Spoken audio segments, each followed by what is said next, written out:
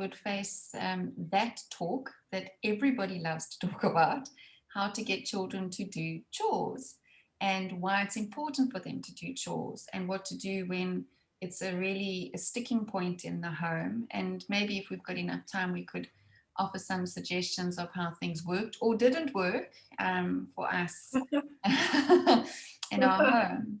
So first thing, what would you say is the most important reason for kids to learn to do chores? Well, I think they learn to be servant-hearted, first of all, which is hard sometimes. And they learn that they're part of a team, and they learn that they're capable of doing things, and they learn that mom or dad, the family can trust you to do whatever it is that you've been assigned to do. Yeah.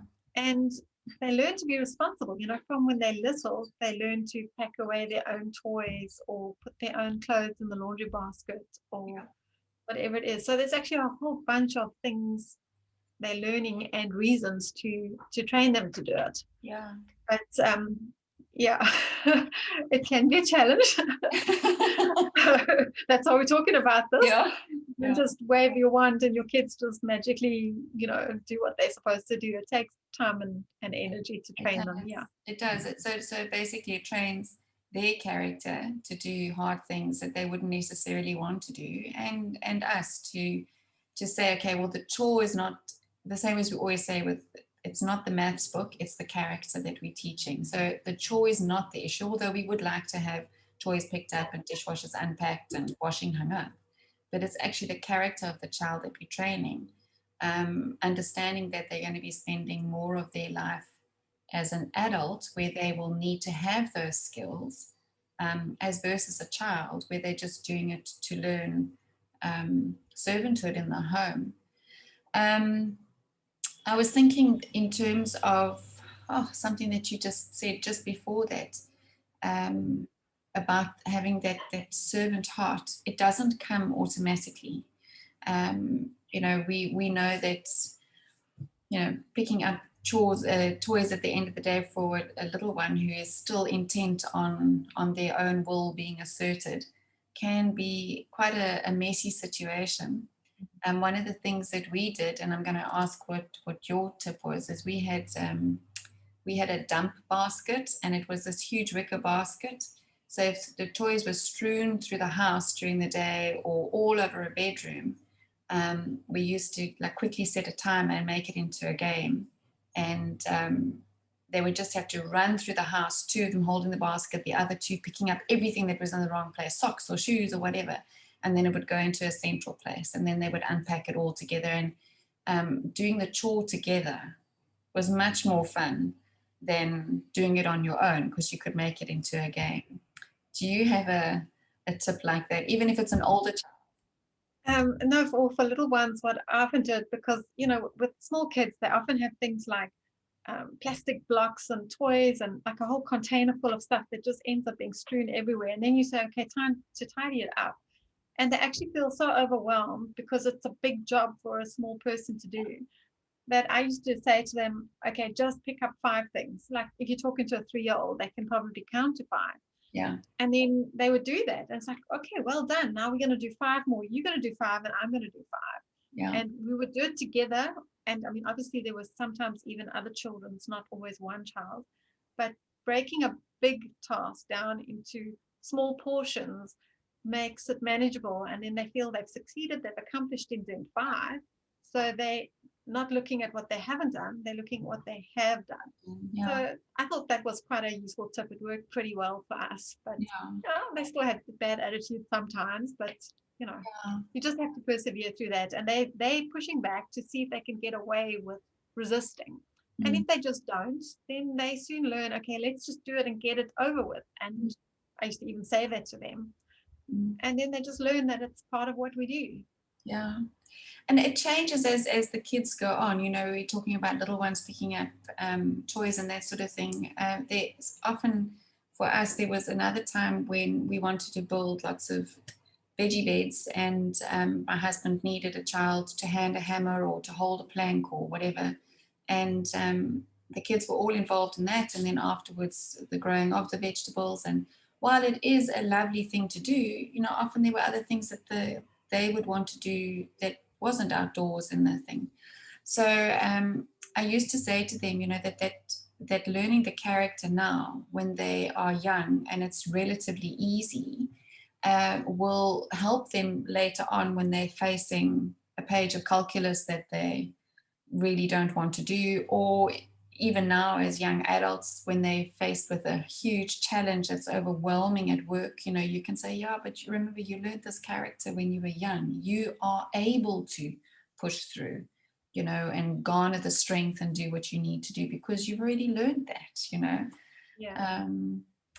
Yeah, and then the other thing I was thinking about is in terms of systems. Obviously, there was back in the day, there was a woman who wrote a book called Managers of Their Home. And one of the things that she said in it was when you're trying to determine who should get what chores in the home, is make a list of everything that needs to be done. You know, some people have domestic workers, so they might not be as big a load. And allocate the child's name who is the youngest that is able to do that job. So you wouldn't tell a 2-year-old to mop a floor, but you could get a 2-year-old or even maybe a little older to go and bring all the waste paper bins to the kitchen to empty, for instance. So you would kind of allocate a child accordingly to that. And that worked really well for us. Did you have a chore system, or was it kind of just like sound the trumpet? We need to do this. Everybody. Yeah, pretty much. There were times where we used your nice little printable chore charts, but I just found after a season we'd sort of move away from using them. And in the end, we did have certain chores given to certain children. Sometimes it was on a rotating basis. And we've now actually decided that the easiest way is to not rotate chores. So if something's not done, you always know who hasn't done it. They can't say, oh, but she didn't pack away the dishes yesterday and now there's 2 days of dishes or whatever. They can't blame each other. If you're the person responsible for unpacking a dishwasher and it's not done, we know exactly who to confront about it's not being done. So if you're going to rotate, I think then rotate on a longer term, like week by week or month by month, because then as a parent, it's easier to police it if you've got multiple children like we do. Yeah. So that kind of system helps. And you also just reminded me of the fly lady. Yes. Who often gave out, you could probably still access the website, I would imagine, but she sort of reminded you to do certain things at a regular time every day. And so that way you as the mom also get trained to, all right, it's lunchtime, so let's pack away all the school books, for example, and then it's done. So that your afternoon, if you're going out and doing activities, whatever, every home's got their own way of doing things, but if you make it regular, it definitely does help. Definitely. So, and I think also, I think we all need systems, and some of us. Sorry, we obviously. I was just going to say, some of us are sort of natural managers that put charts and things in place, and other people aren't that type of personality. And you've just got to find a system that works in your home. Absolutely. Yeah, I agree. And then just to make sure that we, as our children grow, we start to incorporate more adult type chores, whether it is the washing of the car. We taught our children all to cook meals so that they can each take a night. Definitely. Yeah, which is really, really good. When we launched our kids out of the home, it was so nice to know that they knew how to budget and shop and cook food and clean a house, and they weren't living like pigs in their own space, which is actually, wow, I'm so glad some stuff stuck. But and I think it's important for parents to push through. When it is hard, just push through. Don't give up. Train your children in those habits. Charlotte Mason talks about training your children in good habits for living. And this is one of them. So anything else to add before we say goodbye?